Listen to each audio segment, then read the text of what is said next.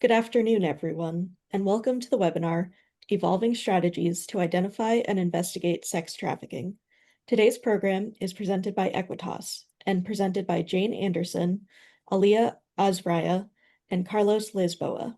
My name is C. Ross. I am the program coordinator at AEquitas, and I will be moderating today's webinar. If you have a question during the presentation, please enter it in the question and answer box. We will answer questions periodically throughout the webinar. You are also welcome to contact us directly at any time following today's presentation, and we will send you the contact information during our follow-up. Next slide, please. AEquitas's mission is to improve the quality of justice in sexual violence, intimate partner violence, stalking, and human trafficking cases by developing, evaluating, and refining prosecution practices that increase victim safety and offender accountability. Next slide, please. As a national training and technical assistance provider, AEquitas develops resources, conducts trainings, and offers 24/7 consultations for prosecutors and allied professionals. For more information on AEquitas, please visit our website at equitasresource.org. Next slide. You can also follow AEquitas on Twitter, Facebook, Instagram, and LinkedIn. The link to each is available on our website. You can also find information about our projects and special initiatives on our website. Next slide. Today's webinar is supported by the U.S. Department of Justice, Office for Victims of Crime. The information presented in this webinar does not necessarily reflect the views of the Office for Victims of Crime. I will now turn it over to our presenters. Thank you, C. I'm so happy to have these two co-presenters with me today, but first just because of alphabetical order, I'll introduce myself briefly, and then I'll have them introduce themselves. I'm Jane Anderson. I'm a senior attorney advisor with AEquitas, and I lead our human trafficking work. I'm a former human trafficking prosecutor, having spent my career prosecuting in Miami-Dade County, Florida. I started my career as a domestic violence prosecutor, which I think really kind of set me up for success when later on in my as I worked my way through the office in 2010, I received our first human trafficking case. That was actually called a human trafficking case, let's be clear. And because of that, sort of became involved in the early stages of developing a coordinated response on a state level, on a local level there. And so it started out as a task force, and eventually we had a standalone human trafficking unit, and I tried most of Florida's first state-level human trafficking cases. So hopefully I bring that experience to my role providing training and technical assistance with AEquitas, and we're always here as a continuing resource beyond this webinar. Aliyah? Hi, my name is Aliyah Azraya. I am Director of Aftercare for Safe House Project, and I'm also a person with lived experience of CSEC and adult HT. My role within Safe House Project is I oversee our training and technical assistance and how we uplift our direct care service providers that are our partners that are doing boots on the ground work with survivors every day. I also have the opportunity to sit on the Ventura County Human Trafficking Task Force and have worked closely with the LA County District Attorney's Office, Orange County District Attorney's Office, Santa Barbara District Attorney's Office, and sat on the California CSEC Advisory Board for many years. And my special expertise is in service provision and especially with minors. And Carlos?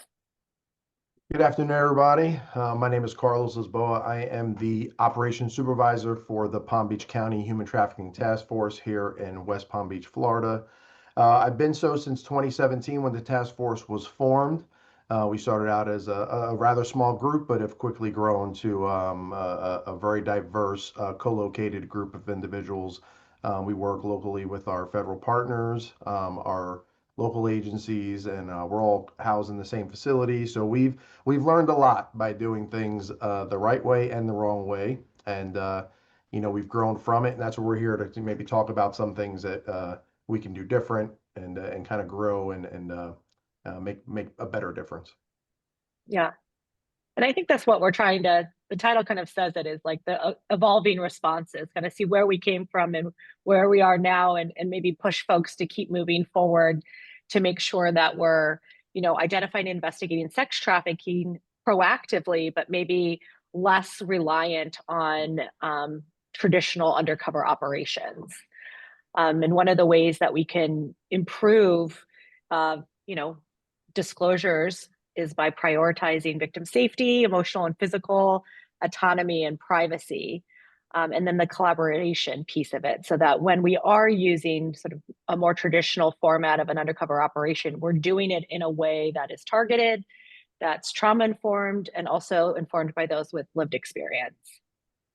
I want to start by saying that this webinar comes from a project that AEquitas has been working on for quite a few years now, which was initially kind of pitched as, okay, let's come together and make a model policy for undercover operations.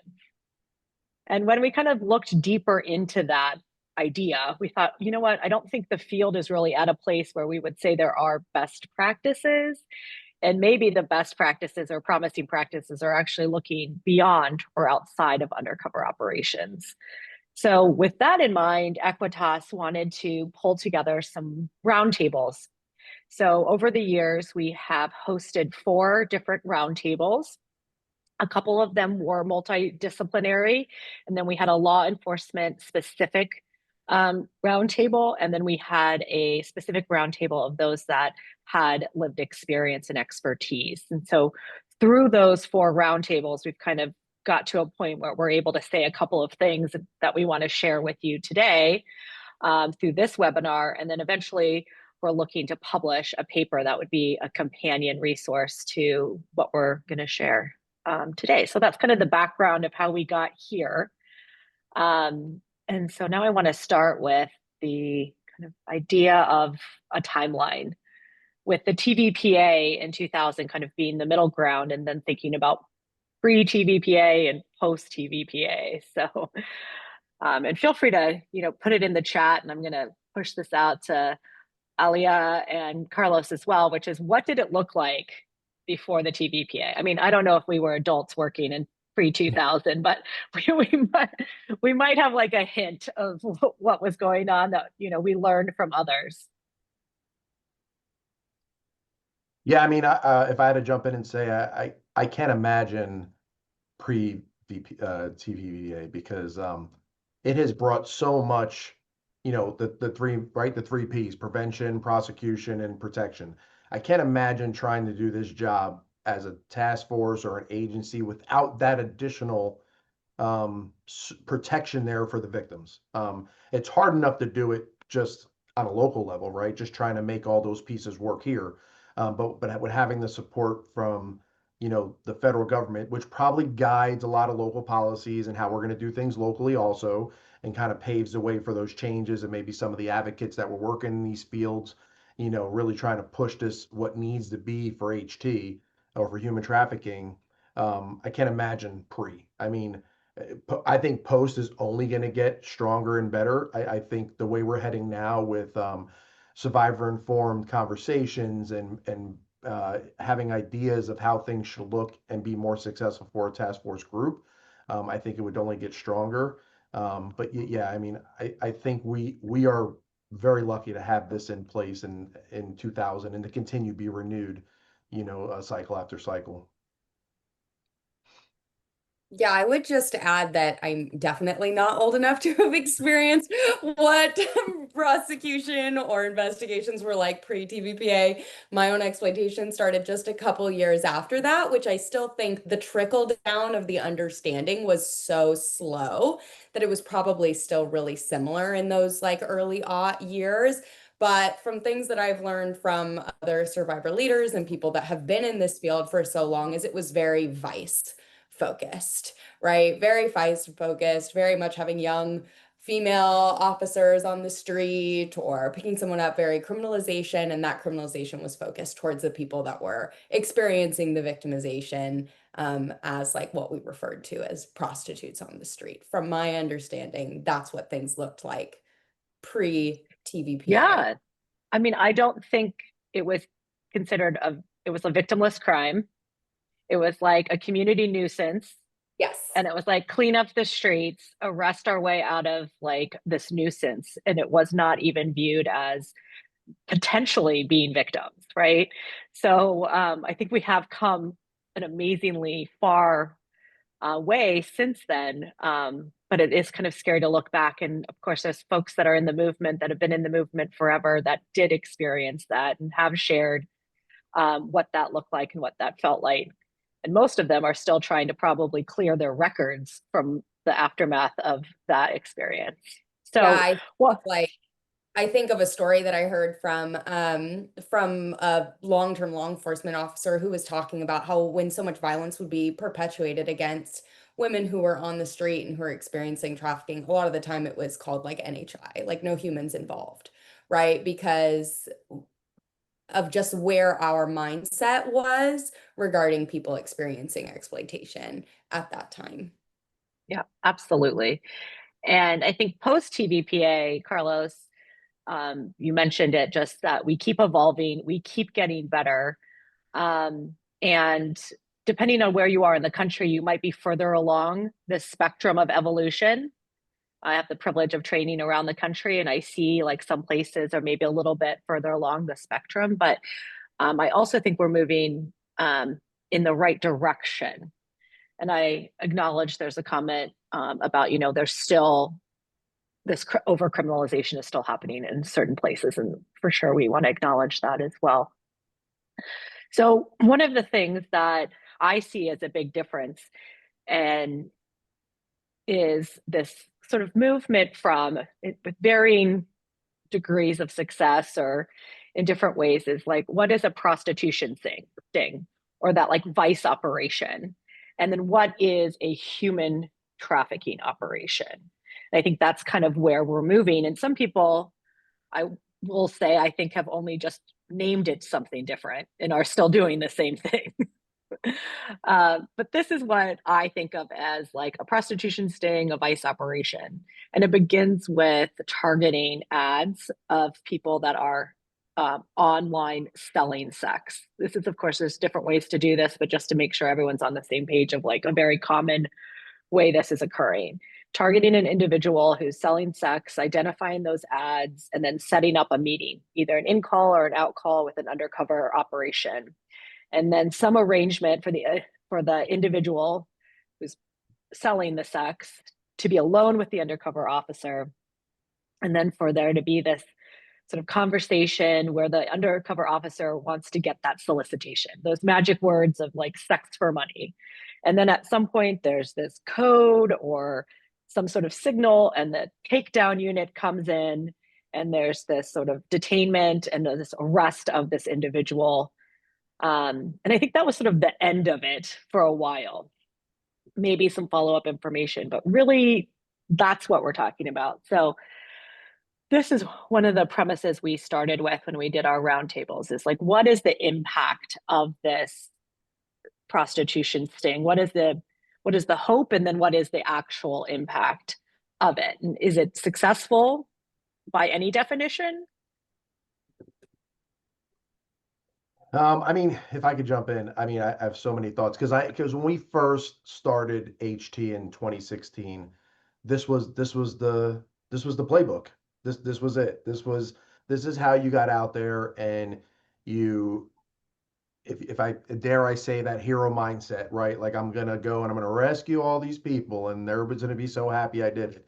But we're just traumatizing. We're making the situation worse, right? And we're making the interaction between us and our potential victims or survivors worse also, because we're only encountering them in this way, in this potentially negative light. Now, when you talk about law enforcement, there's some things we just have to do, right? If we're going to do some sort of vice or any kind of even HT operation, safety still has to come into play, right? We still have to make sure everybody's safe. We have encountered individuals at the operations that have guns and may have knives and could be dangerous potentially to ourselves and to anybody else that's part of this operation. However, we do targeted ops like this for victims that we know are still engaged in their life, that this may be our only option to recover them and get them back into services or something. or for a case-related reason. But there's so much more to it. I know we're going to go into it, Jane, because you're going to talk about how it could be different. But it just can't look this way anymore. And somebody put in the comments like it's still going on. Well, I always, when I train, I tell people it's a big ship. It takes a long time to turn that dynamic of thinking around for people. And luckily, we picked up on it pretty quick. We don't do ops like this anymore. We never arrested at our ops ever. If you consider them as, if you were to do this as an intel op to maybe gather intel and provide services to people and not really get focused on arrest, I think everyone gets focused on arrest and stats and what do we have to do to make all the, upper brass happy about what we're doing out here. But that's not the focus of HT, right? We're supposed to be out here trying to get people back out of the life and get them back into a normal way of living, right? More successful recovery. So, I think the trauma of those type of events is not what we're looking for. And I'll push this one to you, Alia, because this question is how might these operations impact the targeted individual? And of course, if we're doing this, then the targeted individual is somebody that we are at least potentially seeing as a victim, but it's still the targeted individual, right? So how does it impact those individuals? Well, I think Carlos did a great job of talking about like their relationship with law enforcement is obviously impacted by this experience, right? Their relationship to the service providers, that even if we have service providers there, is still impacted. But what about, what about what they were expecting when they walked into that situation? So if I'm somebody who's being exploited, like even if we're doing this in an intention to see like, does this person have a trafficker or like who dropped them off? We live in the Uber age, right? And so often these girls are getting sent by an Uber and we're not able to see who sent them or who they're communicating with until long after our experience with them in that hotel room or however it is that we've communicated with them. But that girl, if we're not arresting her, if she doesn't have warrants, if she doesn't have other reasons for arrest, leaves there, and what happens then? Like where I've worked with so many survivors that when they were dropped off, their child was at home with their exploiter, right? And they were Ubered home. And there was risk of violence to their child. If they leave with no money, what situation is she in after that if she still has to make quota to survive violence that's perpetuated towards herself? How is she communicating? There's so many like check-in rules and things that somebody might be expected to follow. How are they meeting those things? There's so many other dynamics that are existing outside of whatever that interaction is with law enforcement that is causing stress for that person who's being exploited when they enter into that situation. That it's so like, how would you expect somebody to walk into that and be able to cooperate even if they wanted, and even if they had the desire to? There's so many other things going on in their mind that I can't just show up and like be present and go, oh, well, okay, this isn't the date that I thought it was going to be. I guess I'm gonna like have this interaction with law enforcement and move on. I'm worried about my quota. I'm worried about my kids. I'm worried about the other girls. Did somebody see me walk in here? Are they gonna think that I'm cooperating if they do know that this was some kind of a law enforcement sting? And all the things they have to walk out to um, is just really scary. And I think one thing that I brought up, like in our conversation, Jane, at the round table, is like, we're already, the second that you walk in, even if none of those things are true, even if there are no kids with the trafficker, even if there are no quotas to be made that night, you're starting from a trust deficit because you just lied to me. You just lied to me. You just tricked me to come into this room. And so I don't believe anyone that's in there. If you tell me you're not here to arrest me, there is a lot more proof that you're going to have to show that you have any of my best interest at heart because you tricked me to get me into that room to begin with. Yeah, I love that term. That was what resonated with me on our roundtable, was this idea of a trust deficit. I just also have to imagine that, like the takedown itself, like the people just running into the room and all of that commotion. because you've got to be a survivor, a victim at that time, a targeted individual, whatever, neutral language we can use to describe that. It doesn't matter what their circumstances is. If they're in that situation and then this takedown happens, that's got to be a fairly traumatic experience. Absolutely. And I think that people have been able to do this in ways that are less traumatic. Yes. Maybe they historically were, where people bust in the room. I know that some task forces that I work with are very calm, and it's really clear as soon as you walk through that door exactly what's happening.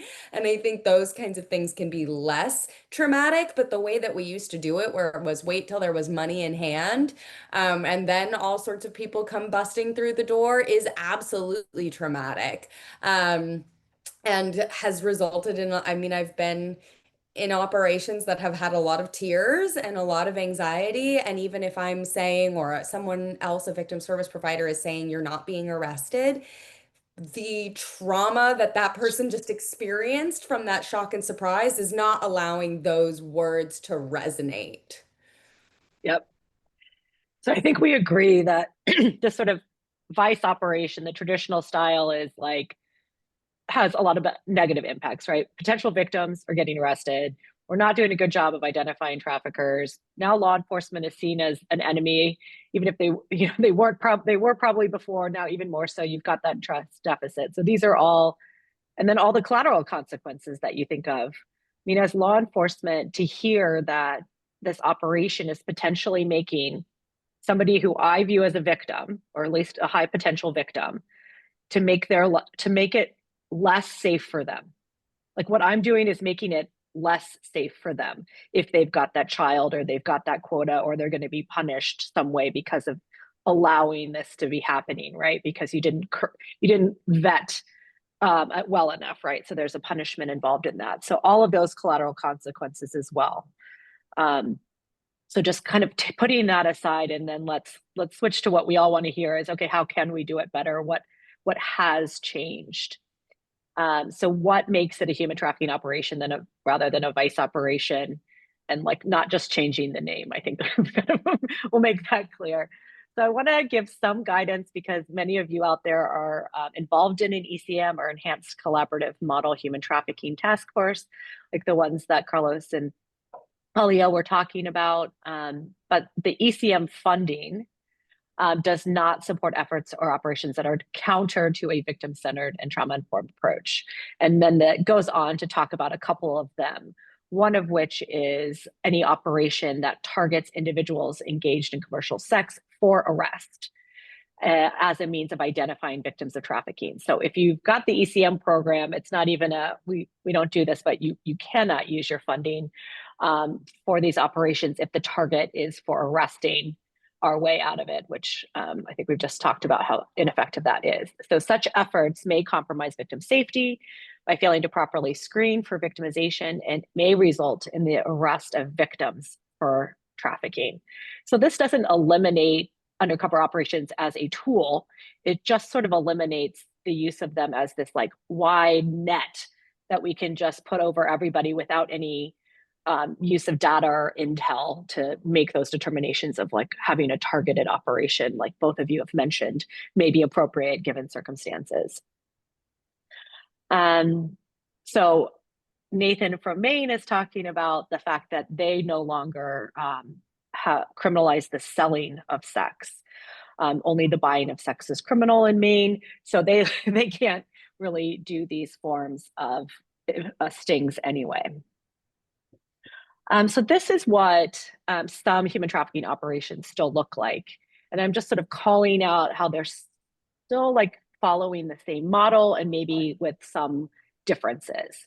So one of the things that I think is really different is that how are we targeting the ads, right? So we're not just casting a net of every ad that's posted, but we're using data or intelligence to identify like known victims, known juveniles, or those that we know work for a specific trafficker. That might be some data or intel used. I'm curious, Carlos, what kinds of things do you guys look at when you figure out which ads or how you're going to set up one of these human trafficking focused operations? Yeah, I mean, so that is because of the volume in cases that we work, a lot of our stuff would be targeted to a victim who's previously been identified, and maybe we lost that individual somehow, some way. We lost contact with them, but we know the situation they're in. I mean, they've already told us the situation that they're in. So a lot of it would be our internal intelligence that we've collected through our own cases. We have databases. Most law enforcement groups have databases available to them where they can see ads that are suspected juveniles.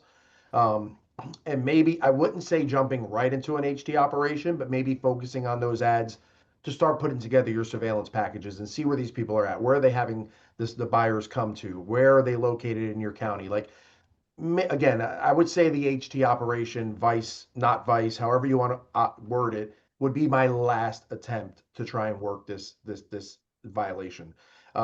It does have its place, but its place is very slim now. Like you really got to pick the right way to do it. And as Alia said, yet the trauma consequence may not even be worth the HT operation that you're potentially going to do to execute to bring this victim back out of the life. But most of our intelligence would come from those databases, programs like uh, I'm sorry, Ashton Kutcher's group. I'm trying to think. Spotlight. Spotlight. There you go. Yeah. Spotlight. We might be getting intelligence from DCF, our local partner with our children cases. We might be getting it from intel from. Lately, we've had a lot of brothel operations that have turned into human trafficking cases. So, getting those from the community that there's activity happening at a house. So there's so many other ways to do it that you don't need to cast the wide net any longer. Again, think people got focused on stats and delivering stats, and they weren't focusing on what we were really looking to do. Yep. So I have heard, and I think you alluded to it as well, Alia, but like not even caring about getting that solicitation, like because we're not going to make the arrest, so why do we need that solicitation? And then what sometimes comes with it, which is the counter surveillance um, methods that sometimes are used, which really do also just compromise the whole undercover operation and the officer and everyone involved. So it's just like, why do we need to do that? Let's eliminate that altogether. The takedown, what does that look like? Does it have to be like all SWAT geared up, rushing into the room, or can it be like, plain clothes, like just opening the door, right? So those are some of the things that I think we have seen really move in a positive direction. And then, of course, not arresting the person for safety purposes. There's usually some level of detainment for the officer's safety and others there. But I think the real piece of it is that looking at this as opportunity to investigate the case further. Yeah, and can we just echo something that Carlos said as well? And that was when we talk about who the targeted individual it is, actually having intention behind that as well. Like that was something that he made clear that I think when we're doing some of these, we're just casting a net and waiting to see who shows up. And there's no technique or finesse behind those. And I can see times where this would be important. I could see times when we're like, we really believe that this person is in danger. And so our intention is to provide services to that victim, or we believe that this person is a minor. And there are a lot of ways to look at ads that are posted to know, is this someone who has gang involvement? Is there a possibility that this is a minor based on who we know, who our DCFS or our surrounding DCFS knows is involved in exploitation and may be exploited in this area right now. Is there certain phrasing that maybe shows that this person is not the one creating this ad, or have they been shown on Instagram and other like social media outside of the ad to be involved with maybe people who could be dangerous or might be, exploiting them, instead of just saying where are the ads in my area and throwing up.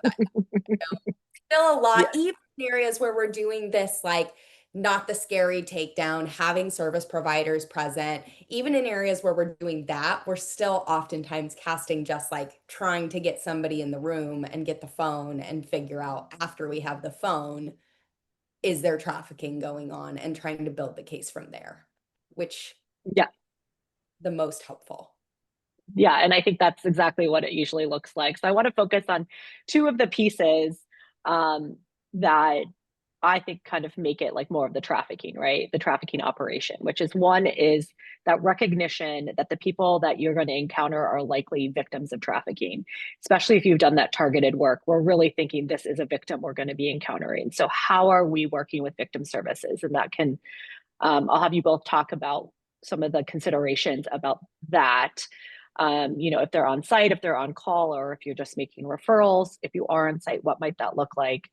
And then without digging really deeply into, just also acknowledge that when there is a follow-up investigation, it's a lot of backfill investigation where you're maybe doing a trauma-informed interview, but you're probably focused on that cell phone, right? You want to get that cell phone, and then that's going to lead you some additional evidence.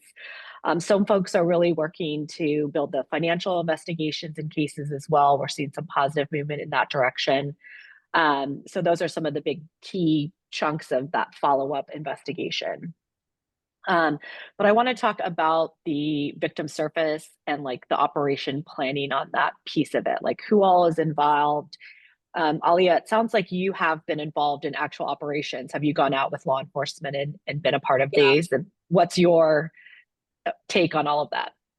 Yeah, we have incredible victim service professionals in the counties that I've been able to be a part of these and have gotten to be a part of a few different operations, specifically where I might know one of the individuals that they were intentionally targeting and have a relationship there and get brought in as like as a person with lived experience. And I think that that's really special and really unique. And I also would not say that every person with lived experience wants to be in those environments or is that's their kind of unique gifting. I would not say is every person with lived experience. It takes it in just like in every space in this work, it takes somebody who has that gifting and that talent. This is one of those places as well. Because if you think about, obviously, we likely have our own history with law enforcement in one way or another. And sometimes those, when things are not done in the way that maybe we would have orchestrated it if we were in control, that can be really upsetting for some of us that have lived experience. So it's definitely was not something that I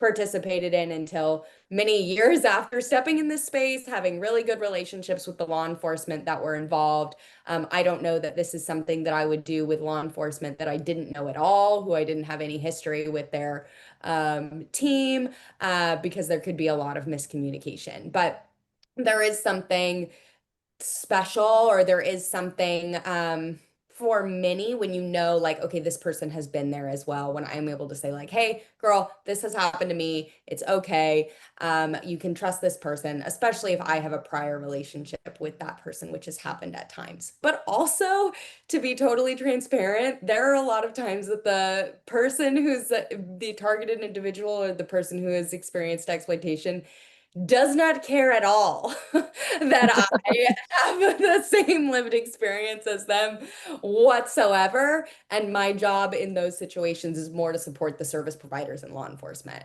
and to give our operation. And when we hand this over to the DA's office or however we're moving that along, that it has kind of an extra lens that they're able to look at for credibility. And the person who was in the room, one, either never got to even say that I had lived experience because it wouldn't have been appropriate, or two, would have called me names and told me to go away. But there was still value So to it's not a magic wand that you it's have? absolutely not a magic wand at all. But that still brings value, even if it isn't Yeah. directly communicated to the person that was experiencing exploitation. Yeah, absolutely. And Carlos, how do you work with your victim service professionals, if you do work with those with lived experience, to kind of be involved even at the planning stage of things? So that's kind of new for us in this our last iteration of our grant. We've factored in lived experience. We're still going through the internal process of getting this contract completed because it takes forever to go through it. But to give Evolving, Carlos, you're evolving. yeah, we're working on it. We're working on it. It's a big ship. But looking at these operations, there's one thing we've always done, and that was if you have a place in the human trafficking space that we're working, you're at this op. So DCF's there, victim services there, FBI's there, HSI's there, all their victim specialists are there. We make sure that every individual we did encounter, and like I said, we don't really do these ops like this anymore, but every individual that we did encounter would have every opportunity to engage with some. It may not be our advocate. It may be the victim service professional or the person from DCF. They have the ability to walk away. With no one's in handcuffs, no one's in any restraints. Hey, we're here to talk to you. If you want, we actually do. We've had high success with just having people talk to us. The detectives are well trained. They're really good at making people feel comfortable about the situation, even though it may have been traumatic initially to start. But it's also different phases, right? So what happened to you in the room, you don't see those people anymore when you go to room two. I mean, we'll take over an entire hotel floor. I mean, we have rooms everywhere, just to separate the individuals from the space that they were just in. But offering those victim service opportunities right there on scene make the promise a reality. Say, hey, we can help you. No, we are going to help you. They're right here. The individual's right here you need to talk to. We don't have to make a phone call. We don't have to do any special intake. They're here. We can get you wherever you need to go. I think that helps bridge that trust, right? The trust deficit that we're in is we're not only saying that we're going to help you, the people are here to help you right now. So that's one big thing for us. And then if you're going to set up these ops and you're not doing counterintelligence, you're not seeing who dropped them off, even if it is the Uber, getting the tag, doing the subpoena, finding out who owns that Uber account. If you're not doing that, then you're doing a disservice to everyone that's working this operation with you, because that is bigger than anything that you're going to get in the room. Because if they decide they're not going to cooperate or they don't want to give you information, the pieces you get from that counterintelligence may actually help you in another case.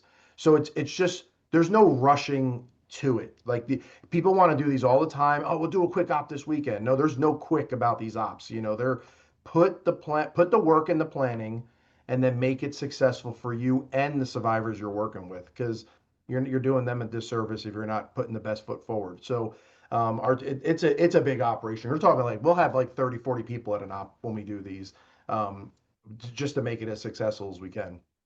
Yeah, can And I add to that too? yeah, When we're talking about who the victim service professionals are, I think it's great that so many DA's office are having like designated human trafficking victims advocates, and they'll have their victim advocates there. But if I'm a survivor and I'm walking into an operation, I don't want to work with anybody that's connected to the district attorney's office.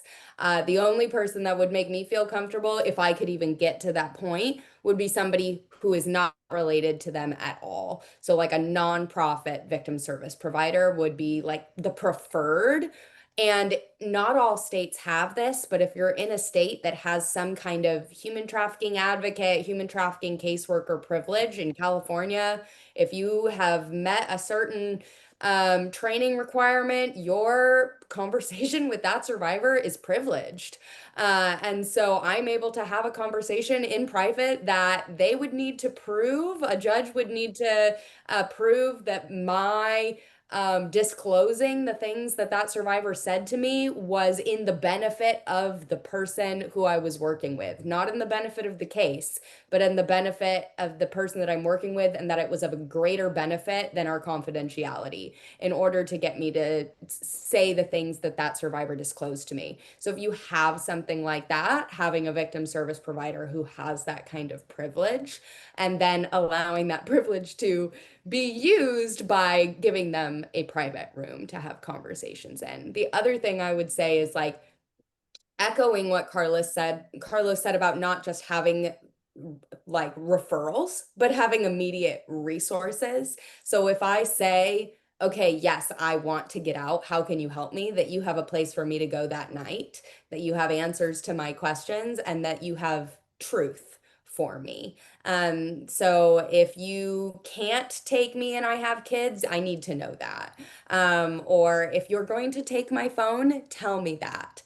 And if you don't have the answers, not giving me some half answer, but telling me I don't have the answer for that. This is the person who would have the answer. I can go ask, instead of giving any kind of false information or fuzzy half answers. oh, wonderful advice from the two of you. I think that the things that I would be thinking about is is that referral, is that person on site? But also I recognize that some victim service professionals, the ones that are community-based, may not want to be on site at a law enforcement operation. So we recently I was recently involved in an operation where they were very intentional about where the victim service professionals were, and they were actually in a different building, but close by, but enough of a building where like it was clear that it was a separate part of the, process.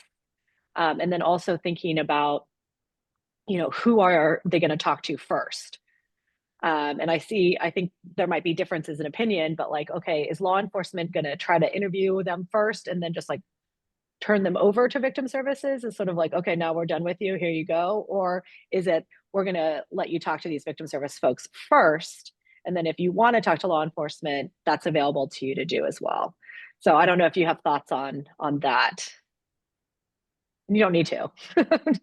I mean, I think that's if we're going to run a successful human trafficking op, I think that's important. Whether you do a combination of that, like law enforcement, victim services, nonprofit group, everybody in the same room, and then maybe let the conversation gear towards what's important to that individual you're talking to, right? Because somebody's going to be motivated by getting their child, right? Someone's going to be motivated by having a place to stay tonight. Someone's going to be motivated by just talking to someone who's not a cop. So you kind of have to dial in on that. We usually start the interview with 3 or 4 people, and then the ones who don't need to be in the room realize, okay, I don't have a purpose here. I'm going to walk out and see if I'm needed at somewhere else.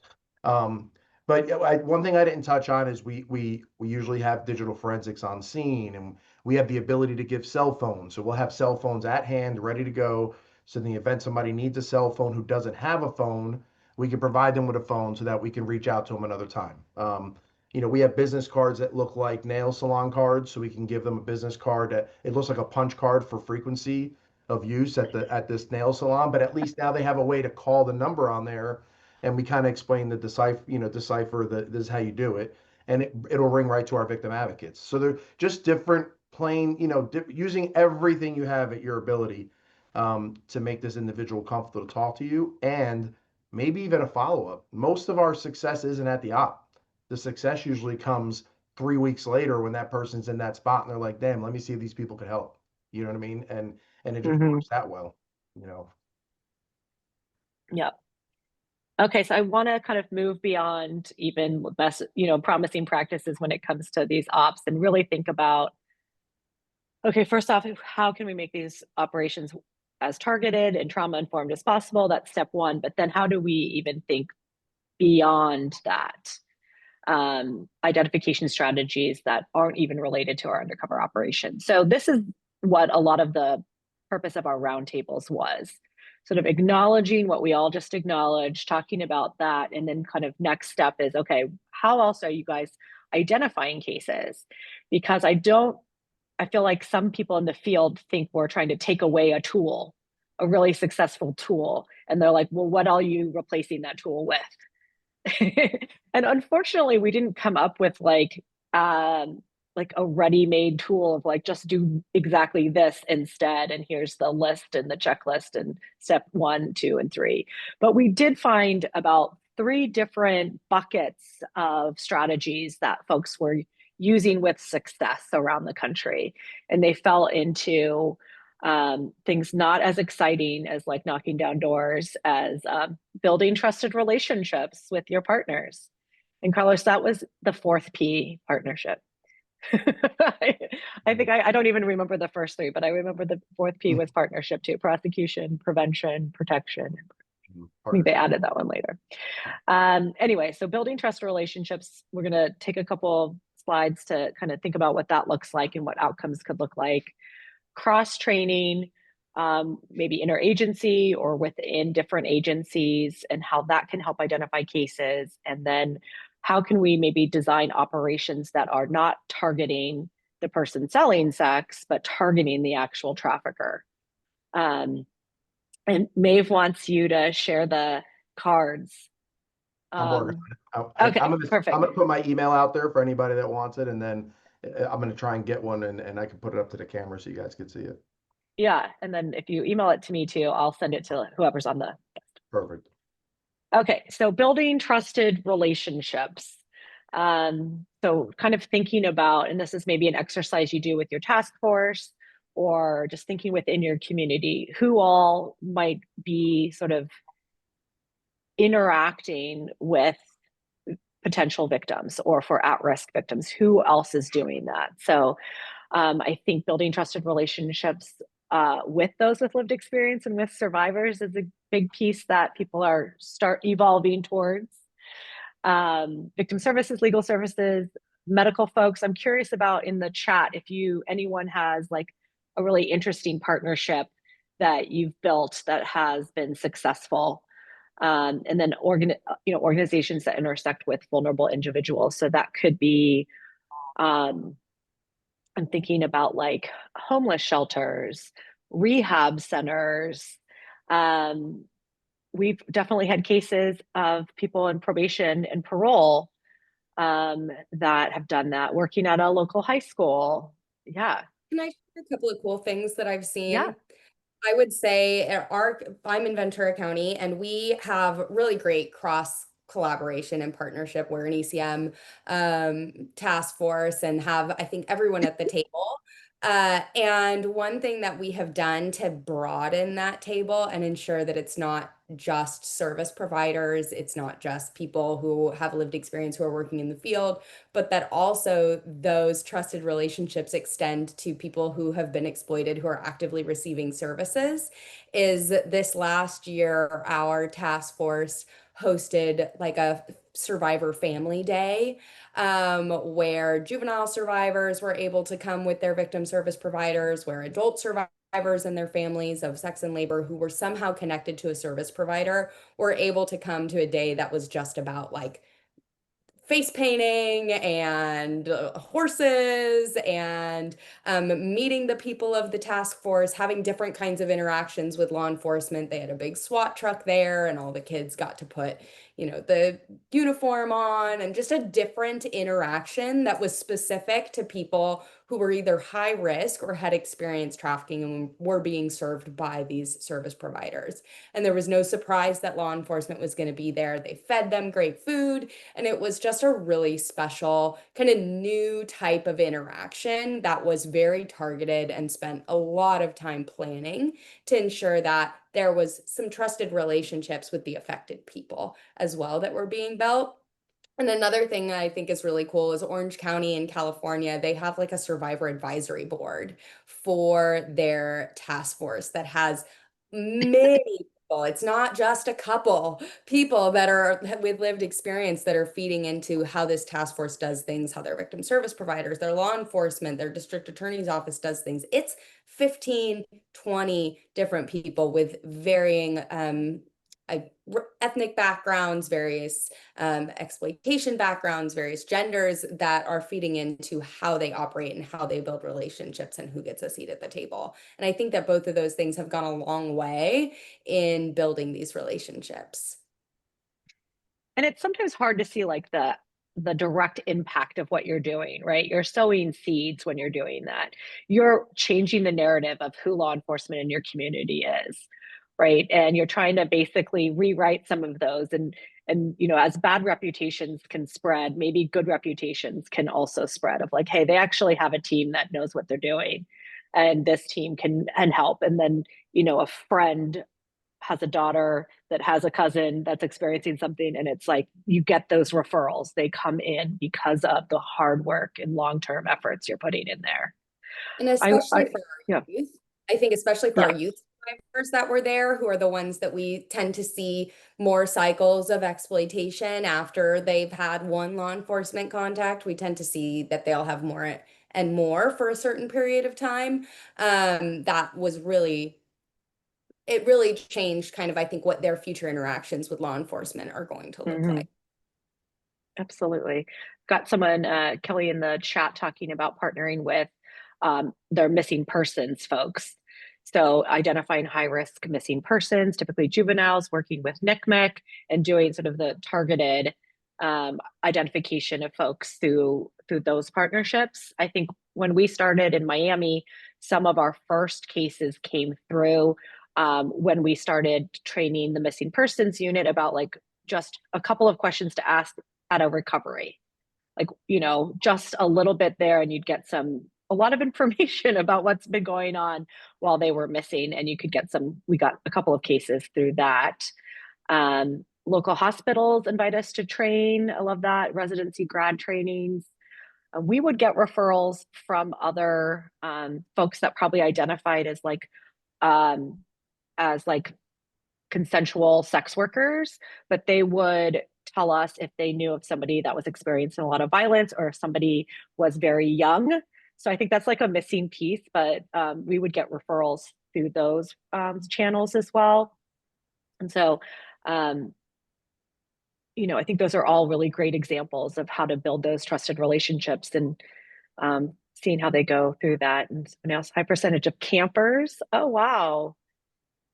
That's pretty cool. And Carlos, Jane, I know you guys get cases to referrals now because you guys have been doing the work since 2017.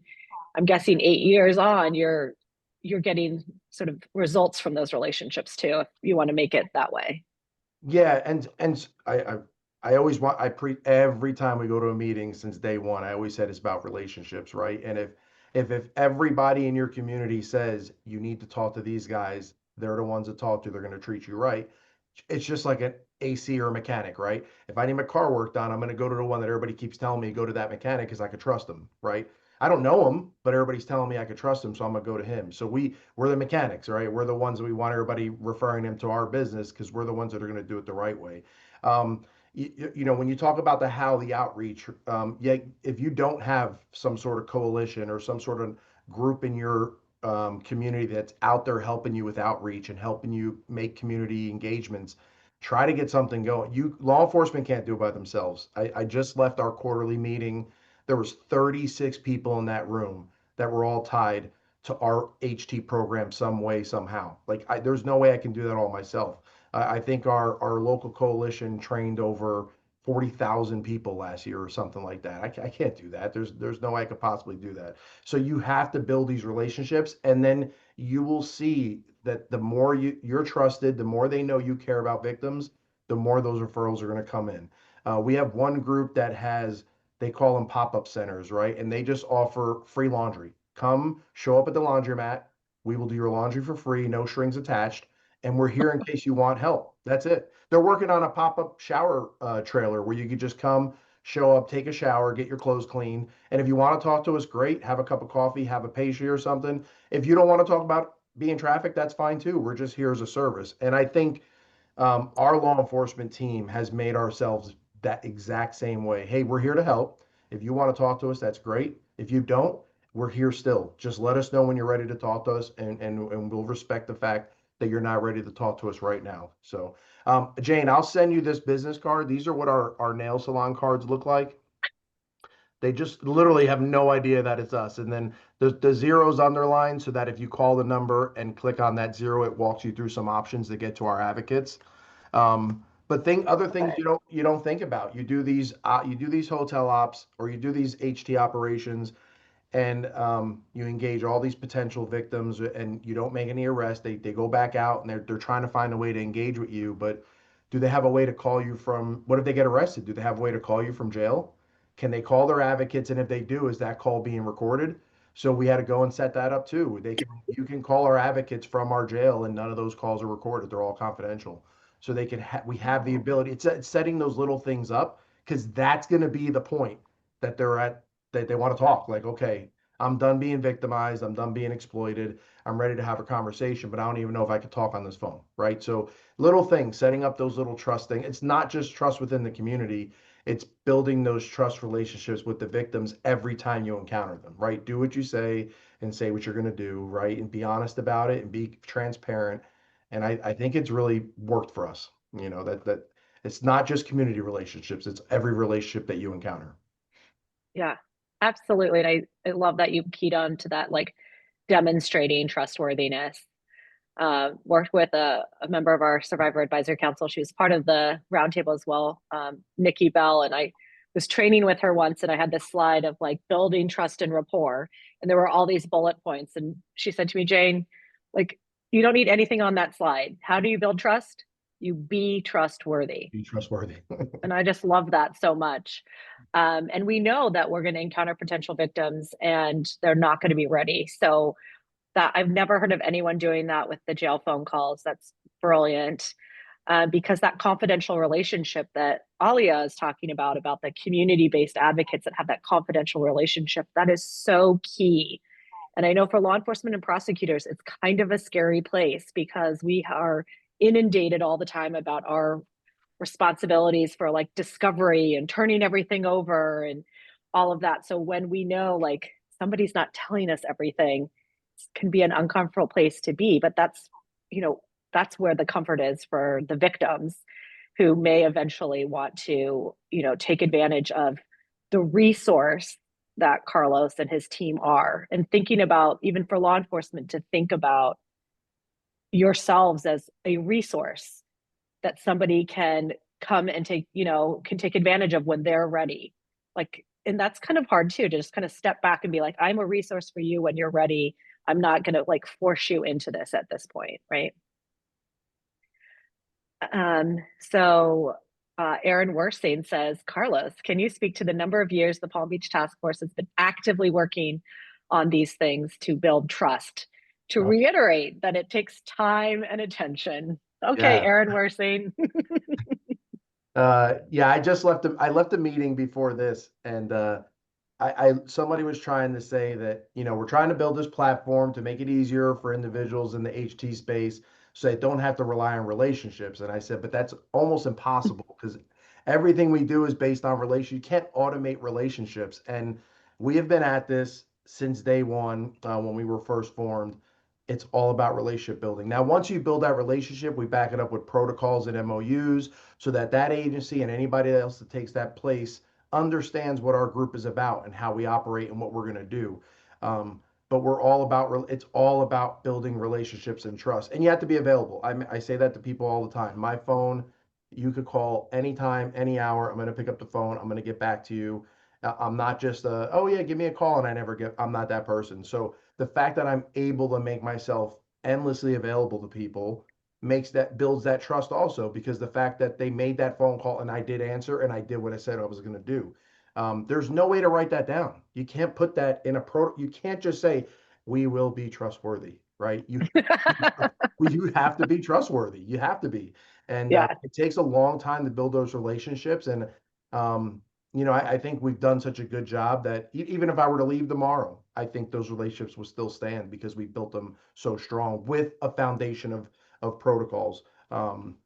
So I just think, Worsing's right. This is an active thing. It's a lunch meeting. It's a lunch conversation.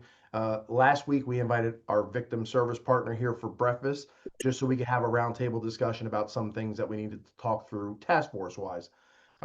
It's just about FaceTime and spending time with people so that they don't just care about Carlos, the sergeant over at the task force. They care about Carlos, like Carlos genuinely, you know what I mean?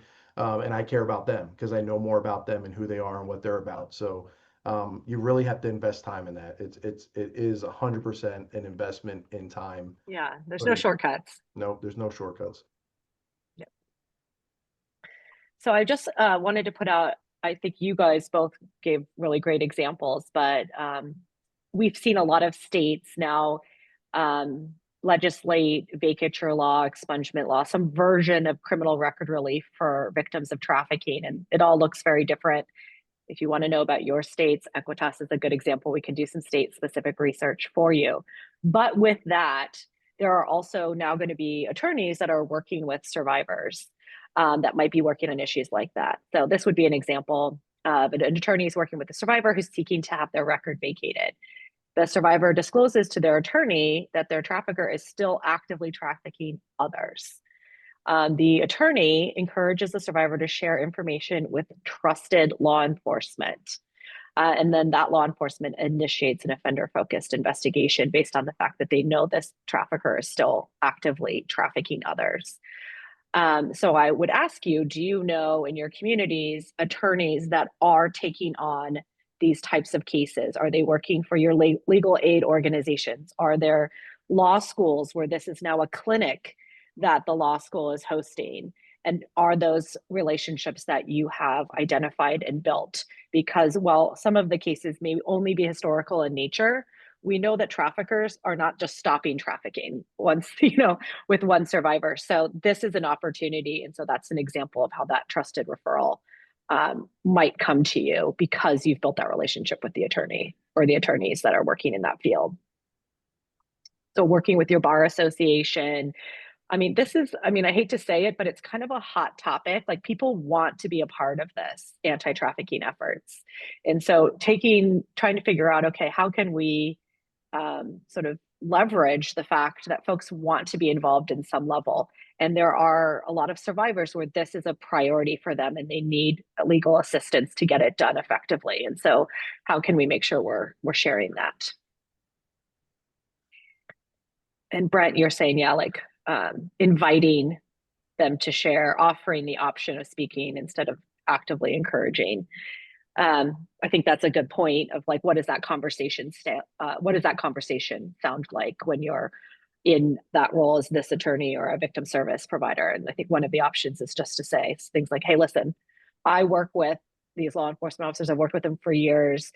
I trust them. They're trusted partners with me. This might be helpful for you if you want to share that information or maybe practice that conversation. I think it's a good point, Brett.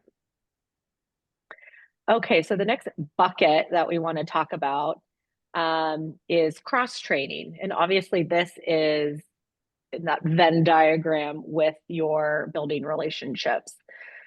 But there's a couple of aspects to cross-training. One is like providing training to folks that you think need it. But one of it is also sort of being humble enough to know that you should be receiving training from others as well. Alia's like, yes, that's needed. So this is just like a small sampling of types of places to look, right? So some of it is internal, like you're looking within your office or your agency and realizing that these cases are going to touch other types of investigation. So early days, when we started thinking about where these cases were coming through our court system, we knew we weren't arresting people for human trafficking, but we also knew that we were probably arresting people that were either trafficking and we didn't see it, or that were victims of trafficking and we didn't see it. So our main source of early referrals that we got out of our cross-training efforts were within domestic violence units, because there's trafficking scenarios that look like domestic violence, because of the like intimate partner, or at least fraudulent intimate partner relationship that traffickers sometimes use to recruit and control. And so not only in adult cases where it was like an adult woman that was the victim of domestic violence, and then we started digging a little bit more, but we also, within our juvenile unit, or juvenile delinquency versus dependency, we started looking at cases where juveniles were arrested for domestic violence against their parent, guardian, and we would just, one simple question opened up, I think, 2 federal investigations. And that simple question was like, what was the fight about? And we were really bad at that because as prosecutors, we were trying to figure out, can we make the elements of this case? Like, did he hit you? Did she hit you with a closed fist or an open hand? Those were the types of stupid questions we were asking. And we never thought to ask, what was the fight about? And we often would get then parents and guardians that were like, let me tell you about what's going on with my kid, right? They've got an older boyfriend. They're coming home with things I didn't buy them. They've got a cell phone that they hide from me, whatever those kinds of things were. And that really opened up some options there. So within your units, the law enforcement and prosecutor cross training, I would imagine, Carlos and Alia, both of you probably have done some of that like interagency training.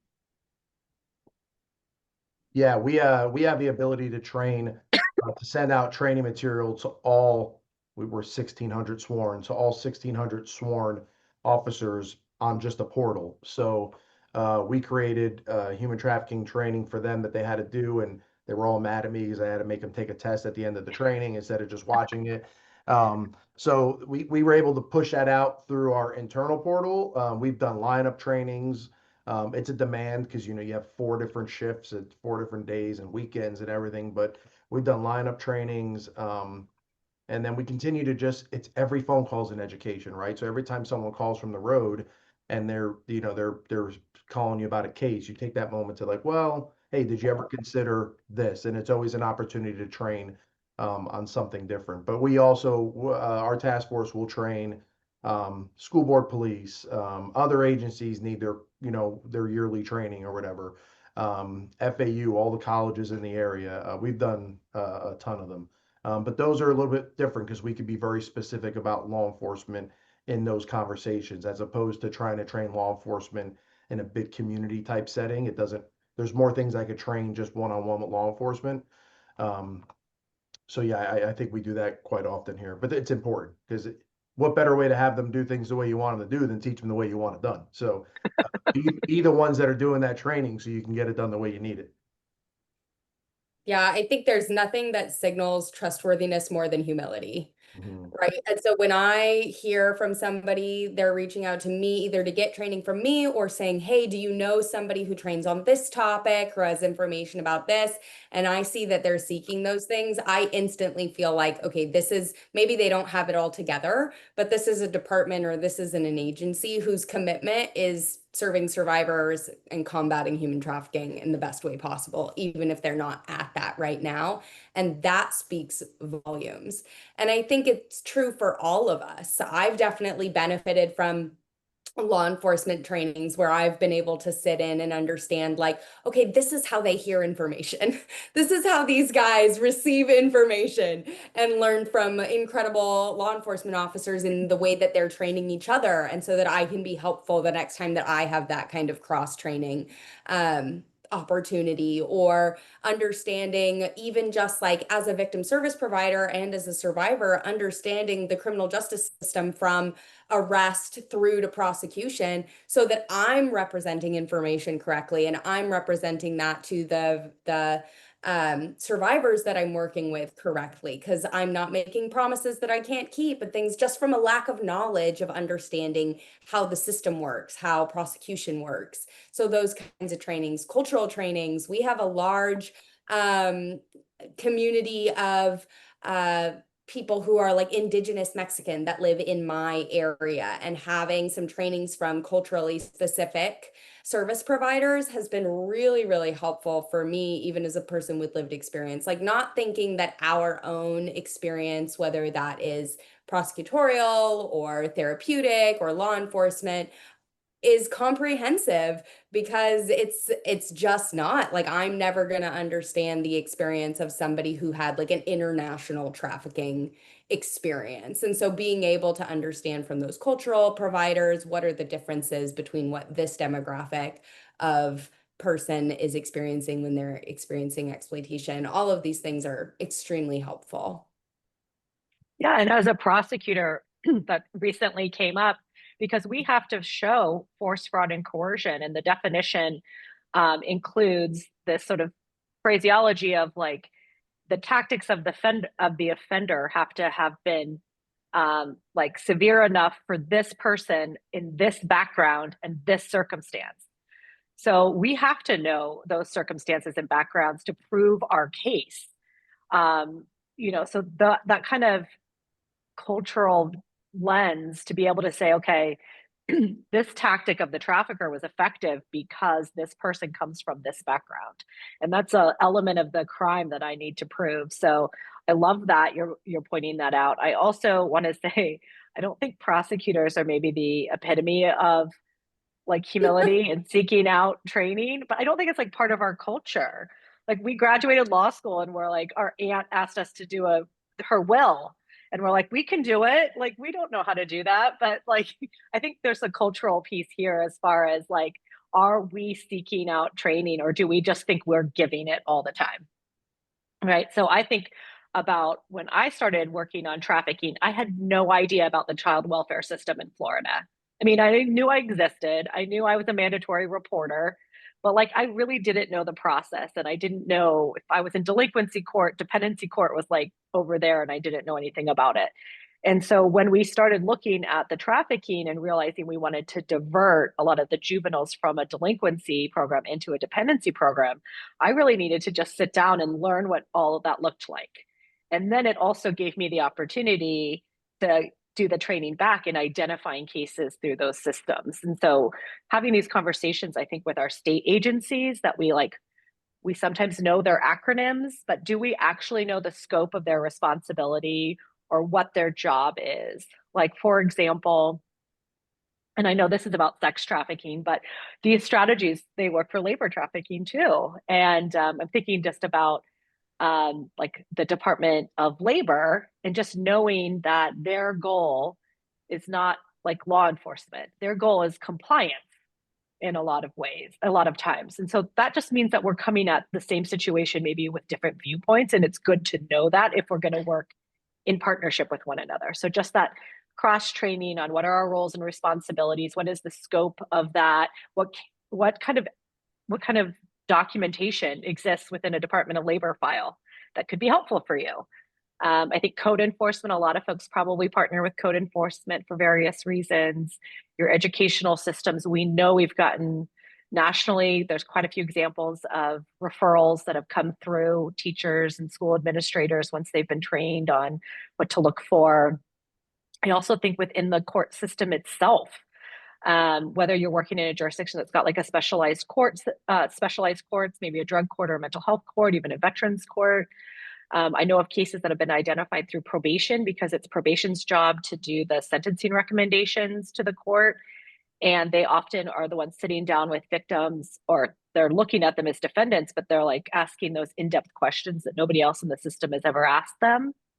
And judges and jail personnel and court security. So we have in Florida, we have corrections, or Miami, I don't know if that's true all over, but corrections is not sworn law enforcement, but they had their eyes and ears on so much of what was going on in the jail. And they knew all of this information, and what they didn't know is who cared about that information or who they could call with that information. As soon as I just was like, I'm the HT person, and much like Carlos, you can call me anytime, day and night, and I'll return your phone call. All of a sudden, now that we were getting information from our jails, which we never had, that was never, information wasn't being shared that way. So that training in and amongst our partners that we work on in different ways. So learn from others. I think survivor leaders is where we learn probably the most and have the sort of steepest learning curve when we start engaging with those that have lived experience or those that have been providing direct services to victims of trafficking for decades before Ashton Kutcher. I'm not going to let that one go, Carlos. He started it, I think. And then, training on dynamics, training on emerging trends. I think after COVID, we saw a lot of emerging trends that started pushing things online to different aspects that we didn't see before. So like making sure we're on top of that. But I want to ask you guys, like, who else are you learning from in your process? So for us, I think we learn most when these cases go to trial. So lately, a lot of our cases have gone. When we got on the trial, it's been on the federal side, and DC has sent down like a co-chair to Oh yeah, assist in the investigation. HTPU. Yeah, and it's been such a learning process of just because they're coming to us into our case in Florida with information that they're taking from other cases they worked in other places in the country. So we learn a lot going through it's great that when we talk about the process from arrest to prosecution, but it's another thing to actually go through that whole process of arrest to prosecution because a plea deal doesn't offer you that little bit of window of experience at that final stage of prosecution because you learn so much and you have to deal with we're talking about the victim service needs at that point going to trial and not to re-traumatize the individual as we're going into the court going through this grander experience of going to trial, right? So we try to do a lot of things, but learning from others it can really come from anywhere. So that's my biggest takeaway is I think when we go to trial and we get to see the process all the way through, we get to learn things that we could have done differently. And we've learned the most from our unsuccessful trials, right? Trials that didn't go as great as we thought they were going to go. and taught us a lot on that end. But I think we do ultimately, you said it right, Jane, our survivor leaders, or even just our victims in general, right? Just listening to, sometimes we just ask, what's going on? Why are you not, why do you feel as this isn't going right or that? And just listening to them tell us, well, I really expected this from you all, or I really expected that this was going to be the way. And, luckily we have in-house advocates that can really gear the detective towards what they're looking for. But, it takes time. It takes time, experience, and energy. And, all of our investigators are 5, 6, 7 years plus experience. So that's a lot of in-depth knowledge of working with clients and trying to get everything set the right way, it's a script, right? But it's not, it's a moving script. It's very flexible. You have your script of what you want to stick to, but you have to be pliable in its application, right? So because everything is very flexible. Yeah, I think as far as like identifying and investigating, I think some of the folks that um, you can leverage to improve your investigations. In my head, I'm thinking about actually former Ventura County human trafficking detective, now chief of some city, Nick Odenath, Okay. chief of Moore Park. He Yeah. was like, he says, he was afraid of a spreadsheet. And so he he like had to figure out like who is not afraid of a spreadsheet and can you make me not afraid of a spreadsheet, because that was really um, being able to look at it from that financial side allowed them to hold offenders accountable to a much greater degree, and sometimes even when victims weren't able to prosecute. So having that specialized or at least somewhat knowledge of the financial side of things, if you have Yeah. the privilege of working with a forensic accountant, maybe.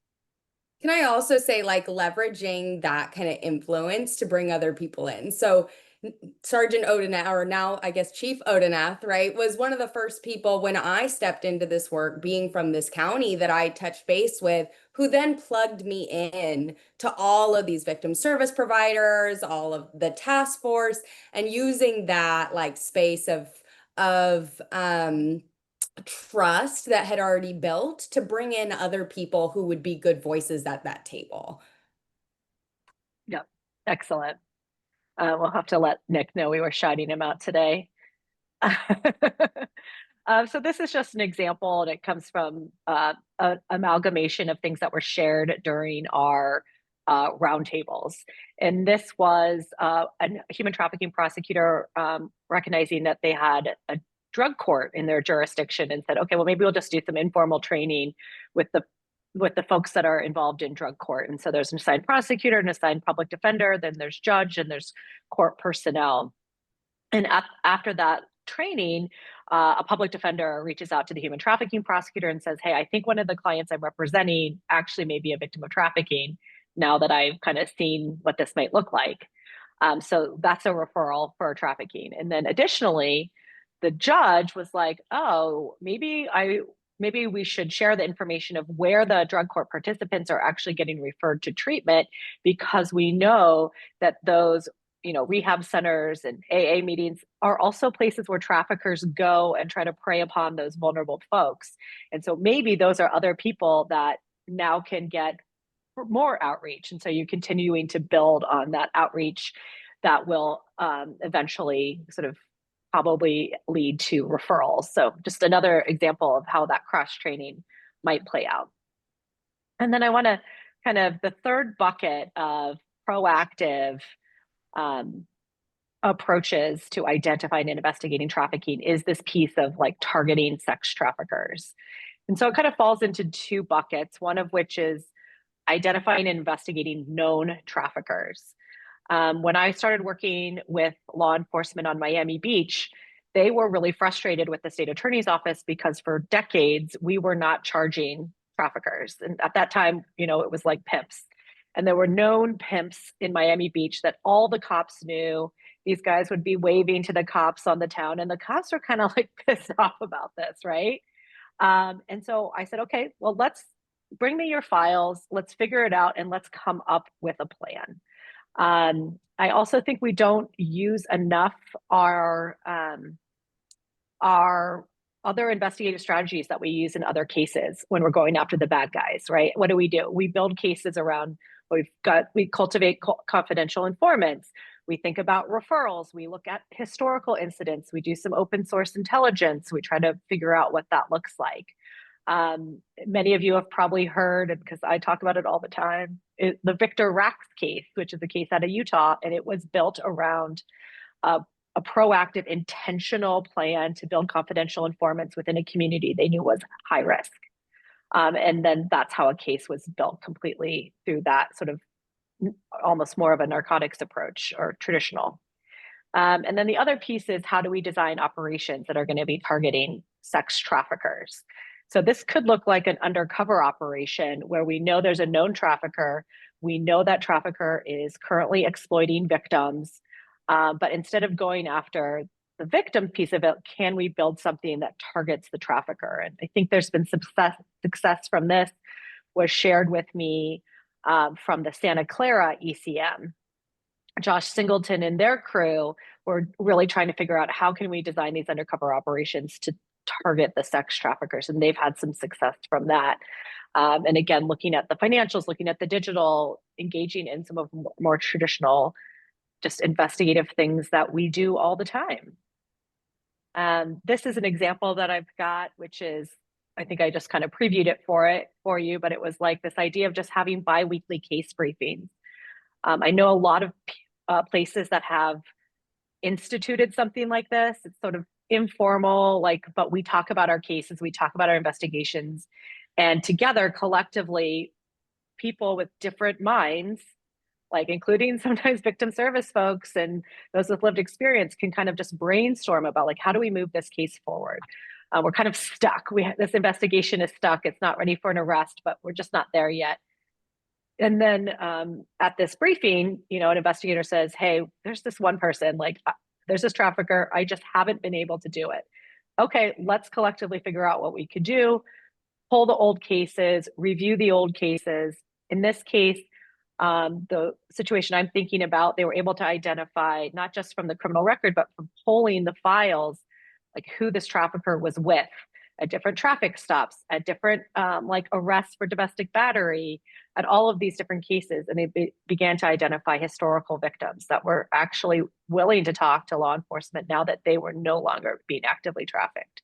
And were able to build a case that depended on both historical and eventually current victims of trafficking. And it was just having this targeted, like, kind of conversation about, okay, what can we do? And it could be any number of these things. I'm sure, Carlos, you guys do all of these things in a combination to make sure that you're making that offender focused investigation. Yeah, so I was gonna say, if you're new to the space, you got to meet weekly. It's in a set. You got to roundtable these cases. Jane is 100. We used to go around the table. Okay, what do you got? What do you got? What do you got? And we'd go around the room, and before you know it, we'd all be talking about the same case before people were doing it on their own. You know what I mean? Like, this one had this piece, that one had this piece, this one had that piece, and then you got to have those conversations. Now, I think as you mature as a task force, maybe some of those things are a little more autopilot because you guys are just interacting more with each other, especially when you're co-located. But that's an important piece of the puzzle. And another thing for law enforcement partners, everybody has some sort of log entry or some sort of like incident dashboard. There's things happening in those daily events that are occurring in your agency that if you were to give them a quick read, you might be able to pick up on trafficking instances that are occurring that aren't getting reported to you. Was it an attempted abduction? Was it some sort of kidnapping? Was it a domestic dispute that occurred at 3 a.m. in the In a parking lot motel. of a motel? Exactly. So but at its surface, you may not pay attention to it, and not everybody has the resources to do it. But we have a part-timer that works up here that'll comb through all those log entries and just read a little blip about it just to see if it's something we should be looking at. So little things like that, right? That's time consuming because it's a lot to read for an agency, that's pumping out cases left and right. But if you're a smaller group and you could go through, 10 emails a week that might have something to do with your cases, you might be able to find cases that are developing that way too. Yeah, I'd argue that this is the biggest shift that we need to make. And it's to stop looking at people to prove their own victimization and to really do our time and creative work to investigate the people that are doing the exploiting. And we just saw this in Southern California. It may have started with a victim disclosure, but the big trafficking case against the Hoover Gang in LA that just got indicted, it stemmed from a lot of investigative work that didn't rely on the victims and was doing a much more follow the money, follow the guy type of investigation rather than kind of following the girl. And I think a lot of the pushback that I get when I bring this type of investigation up to law enforcement is that this really only works with large criminal enterprises, and that's where this is the tool that can be used. And I want to validate that I definitely think that it's easier in those large organized crime situations, but that it does not mean that it is the only place that this can be used. And I just have like one example. We had, and unfortunately it's an unsuccessful example, but we had a situation that was happening locally where it was a small community, and there were multiple, I'm gonna shut my window here. There were multiple girls who had CSE history and or were very high risk who were eloping together. They had a common adult in common. It was a woman and her minor son. There was no gang involvement with this person, but they were over and over again reported and identified to be with this woman or having a connection in common with this woman. Referrals were coming into victim service providers from all over the place, from schools, from social workers, to say that we believe that these girls are being exploited. Again, not gang related, not what we would traditionally think of as organized crime. And when the investigators talked to the girls and the parents and did some investigation focusing on the youth, they didn't find any ads, they didn't find any lingerie photos, and they didn't find any like significant online presence that showed exploitation. And so the response was, we looked into the victims, they didn't seem to be being exploited, and so we're not going to investigate further. However, there's definitely some illegal activity going on here, kind of closed book. And I wonder what would have happened if instead the response had been, all of these girls have significant vulnerabilities. They all have CSE history or are at high risk. Service providers in schools who have relationships with them are saying that they believe that they're being exploited. Let me look at the adults who seem to be connected to this pattern. What's her financial situation? What's this woman's online presence? What's her criminal history? And following the money or following what was going on in this common adult's life, would the situation have been different? I've worked with those kids. I can tell you it absolutely would have been different if they had focused on that instead. And it really just forces us to be a little more creative with our investigations than we've historically be. And I'll push to say not just the people doing the exploiting, but also buyers who are intending harm.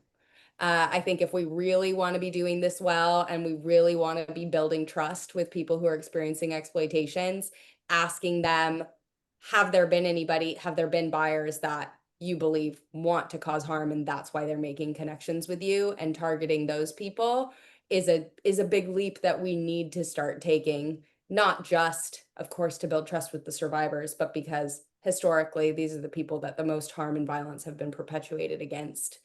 And it's people that need to get off the street. Well, yeah, we want to be looking at who is causing harm and who is putting victims in danger. I mean, that's what we want to be focusing, right? So that offender focus all the way around. So some closing sort of comments, as I can't believe our time is up here, is, identify who's intersecting with these populations, building trusted relationships, sharing expertise and experience, collaborating with those that have that lived experience. And also, I love how you mentioned, Alia, that that you're not a monolith either. Like your lived experience is not going to be the same as everyone else's. So, also not to just collaborate with one person with lived experience, but try to have some diverse opportunities to learn from those with different lived experiences. Conducting those offender focused investigations. Who is exploiting, who is causing harm, who is a danger to the victims that we are trying to serve. And then leveraging those skill sets and the expertise and minimizing re-traumatization and keeping that focus there.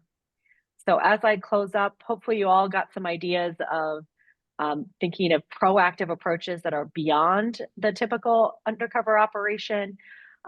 Just recognizing at all points that there's that potential traumatic impact of those operations. So trying to minimize and maybe not over rely on them, which I think is historically we've over relied on those, and figuring out where the time and place is, and then when doing them, be as trauma informed as possible. And really, you know, nobody wants to hear this because it's not quick and it's maybe not so sexy, but build those trusted relationships because they will bear fruit. And they'll bear fruit in terms of good investigations, referrals, trusted relationships, victims and survivors that want to be working with you, want to be part of this process to achieve justice through the criminal justice system, which not all of them want to do, but you know, we're there when they do. So I want to shout out OVC for their support in us not only having this webinar, but also hosting and putting together the roundtables that formed the basis of this webinar. They have some resources online, and there's their websites right now. This is my information if you want to follow up with anything. This is Alia's information. She put it in the quote as well, or in the chat. We will share not only these materials, the recording link, but also whatever Carlos sends us. Yeah, so I just sent it to you. It was Okay, actually perfect. a Calio program that we kind of just stole the program and just did it internally because there was some networking things we had to do. But I shared you their exact white paper on the program.